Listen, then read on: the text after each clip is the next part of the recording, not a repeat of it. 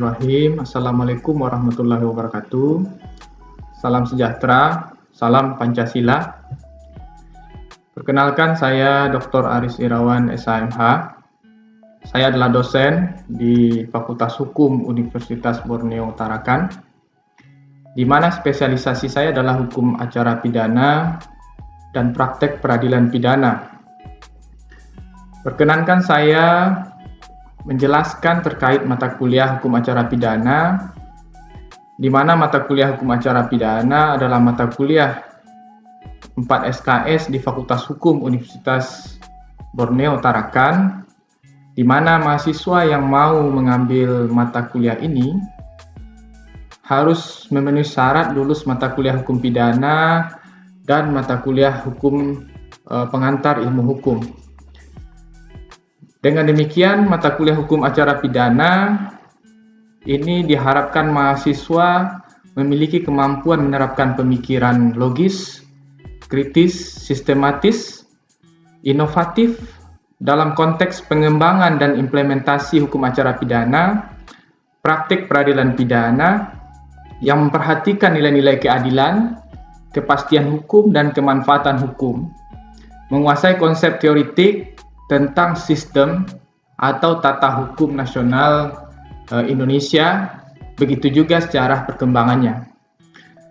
Kemudian dengan mengikuti mata kuliah hukum acara pidana, mahasiswa akan mampu menyusun konsep penyelesaian masalah kasus hukum terkait hukum acara pidana melalui penerapan metode berpikir yuridis berdasarkan pengetahuan teoritis dan hukum positif tentang sumber, azas, prinsip, begitu juga dasar-dasar yang ditetapkan dalam peraturan perundang-undangan hukum pidana, sehingga nantinya menjadi keahlian dasar dalam profesi hukum sebagai syarat atau standar dasar lulusan sarjana hukum. Selain itu, mahasiswa diharapkan memiliki kemampuan mengimplementasikan teori-teori dalam hukum acara pidana dalam rangka beracara di setiap tingkat peradilan yang ada di dalam tingkat peradilan hukum pidana di Indonesia, sehingga mahasiswa memiliki tanggung jawab serta solusi terhadap permasalahan dengan teori-teori hukum acara pidana yang kemudian dikuasainya sebagai standar lulusan sarjana hukum. Kemudian perkuliahan hukum acara pidana dan praktik peradilan pidana ini meliputi pengertian dan ruang lingkup sejarah hukum acara pidana yang pertama, yang kedua dasar hukum, susunan kekuasaan badan-badan pengadilan di Indonesia, yang ketiga tersangka, terdakwa, terpidana, dan narapidana, yang keempat aparat penegak hukum, wewenangnya, selanjutnya upaya paksa menurut Kitab Undang-Undang Hukum Acara Pidana, lalu pembuktian dan kekuatan pembuktian dalam hukum acara pidana, pra pidana atau pra peradilan, ganti kerugian, rehabilitasi, dan kemudian diakhiri dengan upaya hukum biasa dan upaya hukum luar biasa yang akan dibahas di pertemuan akhir dari 32 pertemuan mata kuliah hukum acara pidana dan praktek peradilan pidana.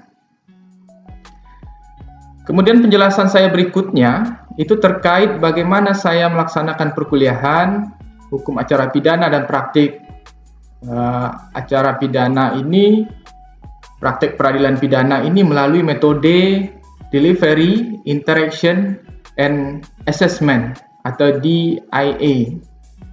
Yang pertama terkait delivery, yaitu di mana pada mata kuliah ini saya menggunakan beberapa buku acuan sebagai bahan ajar. Itu bisa bersumber dari berbagai referensi yang ada, yang itu tertuang di dalam RPS Fakultas Hukum Universitas Borneo Tarakan.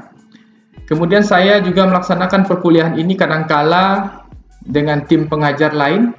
Kalau misalnya saya mendapatkan giliran sebelum penilaian tengah semester, maka saya akan memulainya dengan membangkitkan kesadaran mahasiswa tentang pentingnya mempelajari hukum acara pidana bagi seorang calon sarjana hukum, yang kemudian adalah merupakan kemampuan pokok yang harus dimiliki oleh seorang calon sarjana hukum.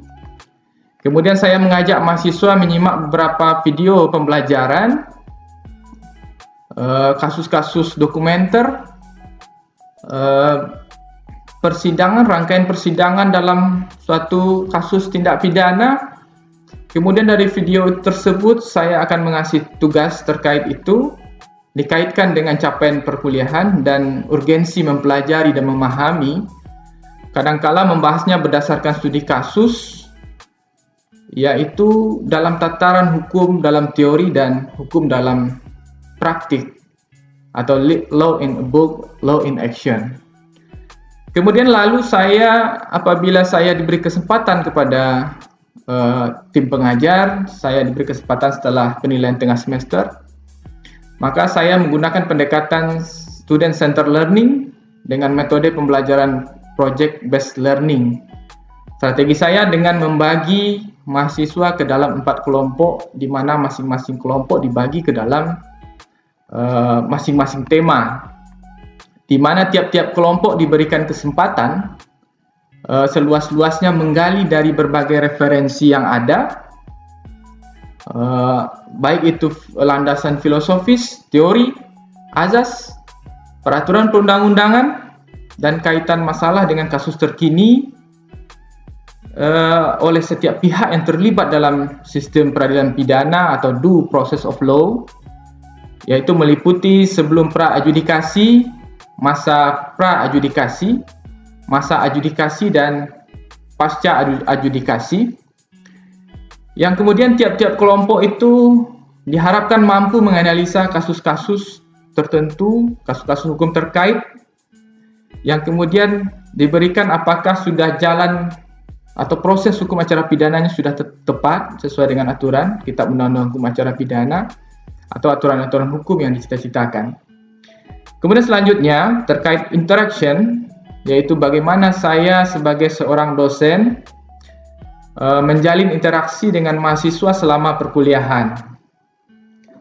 Interaksi antara seorang dosen selain sebagai pengajar juga sebagai pendidik yang baik, dalam kaitannya juga dengan tema Kampus Merdeka dan Merdeka Belajar, di mana di masa COVID-19 ini kami di Universitas Borneo Tarakan, khususnya Fakultas Hukum, kami melakukan perkuliahan dengan cara blended learning, yaitu dengan metode pembelajaran campuran dengan menggabungkan metode pembelajaran langsung atau sinkronos dan metode pembelajaran mandiri atau tidak langsung yang dapat dilakukan kapan saja atau asinkronos, dengan menggunakan beberapa aplikasi pendukung seperti Borneo e-learning, yaitu LMS yang dikembangkan oleh Universitas Borneo Tarakan, ataupun juga aplikasi Google Classroom, Google Meet, Zoom Meeting,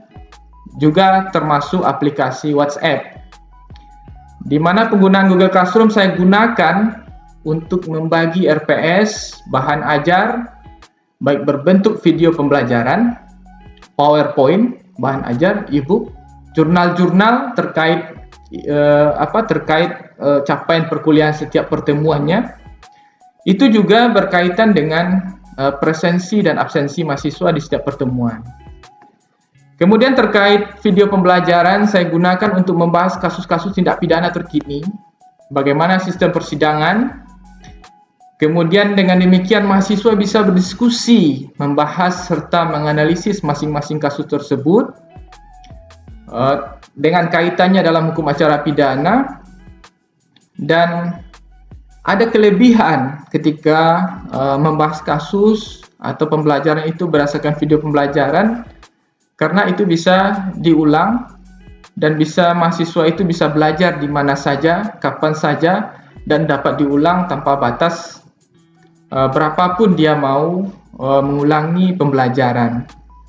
Kemudian aplikasi Zoom Meeting tentunya saya gunakan dalam pembelajaran langsung ya, secara sinkronos, yang juga kemudian dikombinasikan dengan langsung di kelas atau praktek di pengadilan atau pada ruang peradilan semu, sehingga mahasiswa bisa melakukan kelas balik perkuliahan dengan dosen yang bersangkutan, sebagaimana halnya juga dalam hal pembelajaran tatap muka. Sementara WhatsApp saya gunakan untuk komunikasi intens dengan mahasiswa, itu terkait perkuliahan, baik terkait materi, terkait tugas. Dalam hal interaksi juga dilakukan secara langsung, yaitu dengan memperhatikan protokol kesehatan, bahwa dalam setiap pertemuan saya akan selalu memberikan tugas, yaitu melalui classroom. Tujuan saya memberikan tugas itu di setiap pertemuan adalah agar mahasiswa dapat menggali teori-teori terkait hukum acara pidana dan penerapannya dalam tataran praktik, khususnya terkait kasus-kasus pidana yang terkini, dibahas berdasarkan berbagai referensi. Yang terakhir terkait asesmen atau penilaian. Perlu diketahui bahwa di Universitas Borneo Tarakan itu ada 3 bagian penilaian. 30% itu nilai tugas, 30% nilai penilaian tengah semester, dan 40% penilaian akhir semester. Kemudian saya tentunya akan menambahkan penilaian itu menjadi inovasi bagi saya dengan penilaian masing-masing mahasiswa di setiap pertemuan perkuliahan, yang dimana ini berkaitan dengan penilaian sikap, etika, keaktifan dalam perkuliahan, moral dan tingkah laku mahasiswa selama perkuliahan. Ini terkait soft skill yang mumpuni, yang harus juga dimiliki mahasiswa dalam setiap perkuliahan, sehingga kemampuan hard skill seorang mahasiswa itu seharusnya tidak cukup dimiliki seorang calon sarjana hukum, apalagi seorang calon sarjana hukum, tanpa memiliki soft skill, etika, atau moral yang baik. Kemudian dengan adanya penggabungan nilai UTS, tugas, dan penilaian akhir semester termasuk penilaian setiap pertemuan, tentunya akan menjadikan nilai mahasiswa lebih akurat dan lebih cermat dalam penilaian. Kemudian dengan adanya penggabungan berbagai strategi metode terkait blended learning, diharapkan membantu mahasiswa mencapai target pembelajaran sebagaimana yang sudah saya tampilkan di dalam RPS Fakultas Hukum Universitas Borneo Tarakan. Berikut saya akan menampilkan perkuliahan hukum acara pidana dan praktik peradilan pidana yang pernah saya lakukan secara langsung melalui sinkronos, melalui Zoom meeting.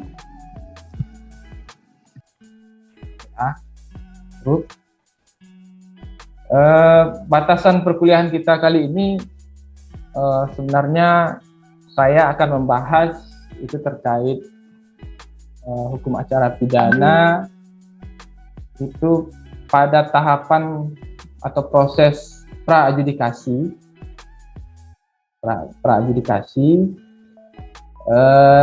dengan anggapan bahwa saudara-saudara sudah memahami apa yang dimaksud dengan hukum pidana material maupun hukum pidana formil, sehingga saya langsung masuk pada proses pra-adjudikasi.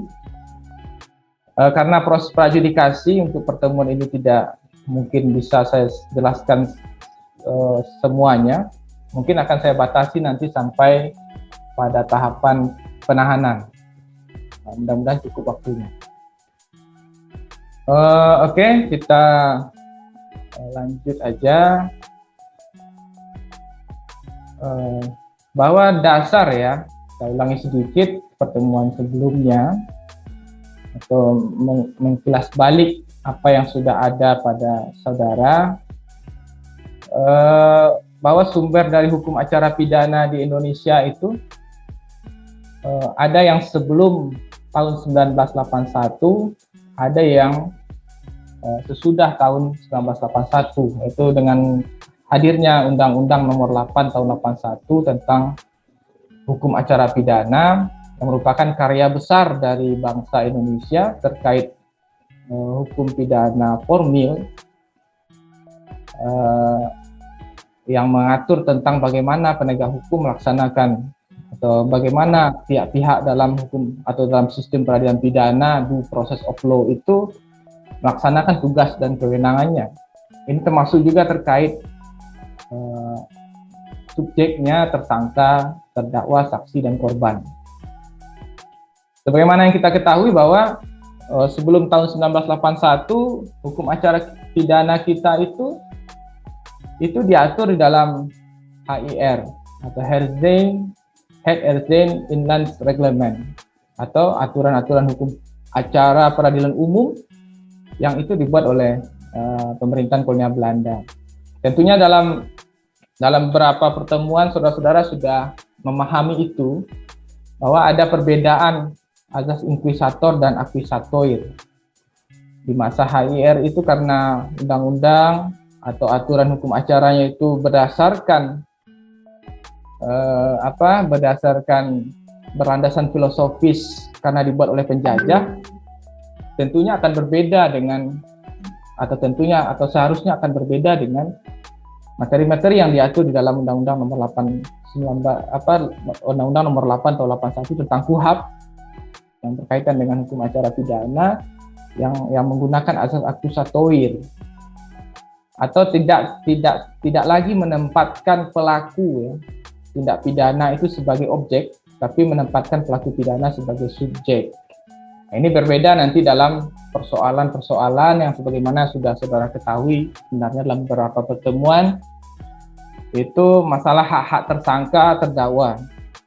Yang sebelumnya terdakwa, tersangka, narapidana itu dijadikan sebagai objek dalam due process of law, sehingga tidak ada persamaan di hadapan hukum, tidak ada azas praduga tidak bersalah, tidak ada pemeriksaan pendahuluan, bukti awal dan sebagainya, sehingga seseorang yang tiba-tiba disangkakan melakukan tindak pidana ujuk-ujuk langsung ditahan dan ditangkap. Nah, ini akan berbeda dengan apa yang diatur dalam KUHP. Kita lanjut kepada materi yang akan disampaikan kali ini. Dalam proses hukum acara pidana itu sebenarnya itu ada 3 atau 4 bagian proses yang dilalui, yang di dalam berbagai kesempatan kita sebagai seorang calon sarjana hukum itu menyebutnya sebagai due process of law atau sistem peradilan pidana. Saya membaginya ke dalam 4 bagian. Yang pertama disebut masa-masa sebelum pra-adjudikasi, masa pra-adjudikasi, masa adjudikasi, dan pasca adjudikasi dalam sistem peradilan pidana. Sebelum pra-adjudikasi itu masa-masa sebelum terjadinya tindak pidana. Itu biasanya saudara-saudara pahami dalam mata kuliah kriminologi, hukum penitensir, kriminalistik, dan sebagainya. Kalau masa pra-adjudikasi itu masa-masa dimulainya penyidikan, penuntutan, pra-penuntutan. Lalu masa adjudikasi itu masa-masa di pengadilan atau proses peradilan pidana, di pengadilan pidana tentunya. Lalu tentunya hukum acara pidana juga mengatur masalah-masalah atau tema-tema yang diatur dalam proses atau yang disebut pasca adjudikasi, pemidanaan. Kalau belajar hukum penitensir, hukum penologi dan seterusnya, itu membahas proses-proses pra-adjudikasi, sehingga cakupan ruang lingkup hukum acara pidana ini sangat luas. Tentunya nanti untuk bahasan kali ini pra-adjudikasi, nanti masing-masing tema saudara-saudara bisa nanti kalau ada yang mau ditanyakan bisa langsung raise hand atau nanti unmute ya, langsung tanyakan kalau tidak mengerti, atau nanti saya juga akan kasih bahan dalam bentuk Google Classroom. Oke, kita lanjut. Boleh juga nanti sekiranya saudara-saudara juga menanyakan, misalnya ada terkait kasus-kasus terkini yang berkaitan dengan hukum acara pidana. Ini sudah saya bahas tentang azas. Ini proses pra-adjudikasi. Ini gambaran kira-kira proses pra-adjudikasi dan proses adjudikasi. Nah, pra-adjudikasi itu pemeriksaan pendahuluan kepolisian penyelidikan dan penyidikan. Kemudian di kejaksaan itu pra penuntutan dan penuntutan. Lalu kita masuk ke proses pra-adjudikasi. Sebagaimana yang kita ketahui, di dalam KUHP sendiri sudah mengatur bagaimana suatu tindak pidana, kejahatan, atau delik itu bisa diproses dalam sistem peradilan pidana. Setidaknya ada beberapa sumber informasi penyidik, sehingga suatu peristiwa nantinya kemudian bisa diproses dalam suatu sistem peradilan pidana. Tentunya itu disebut sebagai peristiwa pidana. Yang pertama ada namanya laporan dan pengaduan. Ada laporan dan pengaduan, kemudian ada yang namanya tertangkap tangan. Kemudian yang ketiga itu diketahui sendiri oleh penegak hukum atau penyidik. Nah, diketahui sendiri oleh penegak hukum ini bisa dari berbagai sumber, dari media massa. Ya. Kalau dalam pidana itu disebut penasihat hukum, tidak kuasa hukum, karena dia tidak bisa menggantikan posisi terpidana itu di dalam proses peradilan pidana. Fakultatif ini tidak wajib, artinya bisa ada, bisa tidak. Bentuk formilnya dalam bentuk perjanjian dan seterusnya. Ini tata caranya diajukan kepada yang memiliki kewenangan penangguhan penahanan atau pembantaran penahanan. Lalu ada yang kita kenal dengan pengalihan penahanan. Nah, jadi di dalam KUHP ini sebenarnya seseorang yang ditetapkan sebagai tersangka melakukan tindak pidana lebih dari 5 tahun, maka harus dilakukan penahanan. Penahanan itu di mana? Di rumah tahanan negara, atau dititipkan ke kepolisian, atau dititipkan di lembaga pemasyarakatan. Ini beda nanti antara LP dan rumah tahanan negara. Pengalihan penahanan ini pengalihan dari yang ketentuan idealnya penahanan. Misalnya kalau menurut KUHP itu ditetapkan di rumah tahanan negara, dia mau penahanannya dialihkan kepada penahanan rumah atau penahanan kota. Nah, itu dinamakan dengan pengalihan penahanan. Nah, pengalihan penahanan ini konsekuensi hukumnya itu adalah nanti ketika putusan pidana dibacakan, maka pemotongan masa penahanan itu berbeda ketika penahanan dilakukan di rutan dengan penahanan dilakukan di rumah tahanan negara. Apalagi kalau penahanan dilakukan di kota, penahanan kota. Untuk penahanan rumah itu dari semua waktu penahanan itu cuma diakui pemotongan masa tahanan itu 1/3. Kalau penahanan kota itu 1/5 dari seluruh masa waktu penahanan. Nah, dalam hal pengalihan penahanan ini tidak ada masa jaminan. Nah, oke, tadi sesuai dengan bagian dari rencana pikiran kita hari ini itu sampai penahanan. Oke, dari saya nanti saya kasih bahannya di Google Classroom, juga nanti tugas ya. Kira-kira sebelum diakhiri ada nggak pertanyaan? Boleh dikaitkan dengan kasus-kasus yang saudara temui di lapangan, yang berkaitan dengan hukum acara pidana dan praktek peradilan pidana. Untuk nanti penggeledahan dan penyitaan akan kita bicarakan dalam pertemuan selanjutnya. Oke, silakan kalau ada yang mau bertanya.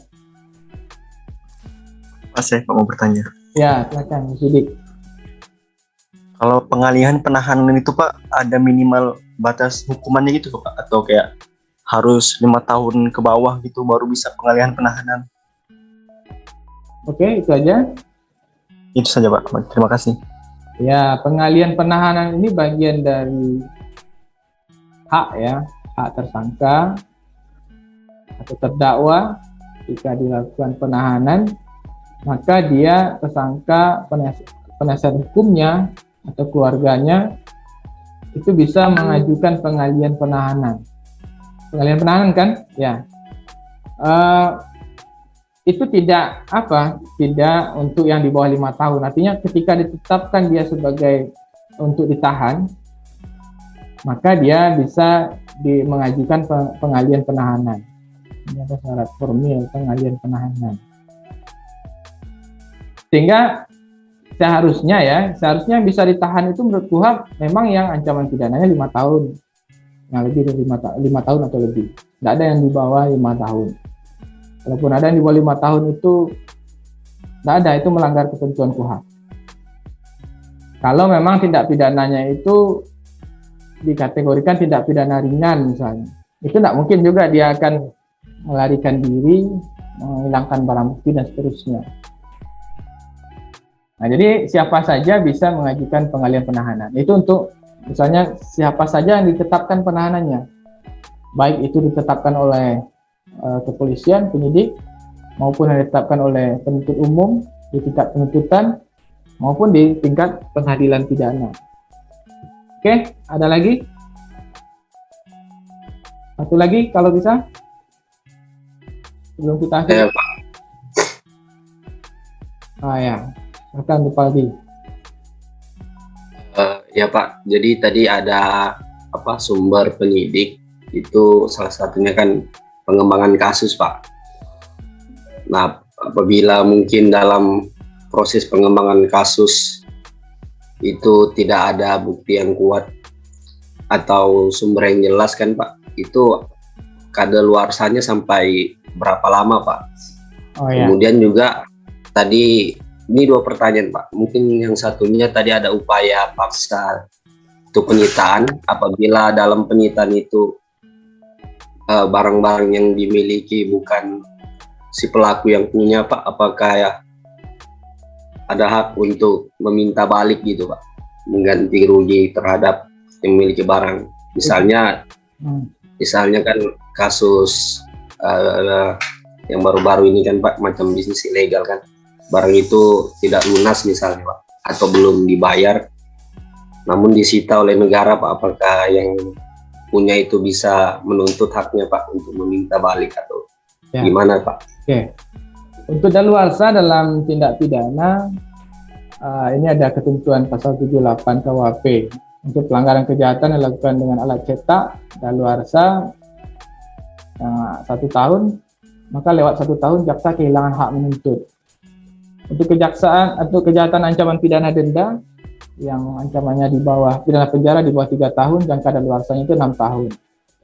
Artinya ketika melampaui batas itu, tindak pidana yang dilakukan itu tidak bisa dituntut lagi. Hanya orang melakukan kejahatan yang ancaman pidananya pidana denda atau pidana kurungan atau pidana penjara 3 tahun. Misalnya penganiayaan ringan pasal 352. Ancamannya cuma ini mungkin yang 1 tahun, ya cuma 1 bulan atau 2 bulan. Itu dalam waktu 1 tahun atau 2 tahun tidak ada lagi waktu untuk menuntut. Artinya hilanglah hak menuntut penuntut umum. Demikianlah salah satu video perkuliahan saya yang saya lakukan secara langsung, sinkronos, melalui Zoom meeting. Dengan demikian sampailah kita kepada akhir sesi video ini. Terlebih dan terkurang saya mohon maaf. Semoga bermanfaat. Saya ucapkan billahi taufiq wal haq. Wassalamualaikum warahmatullahi wabarakatuh.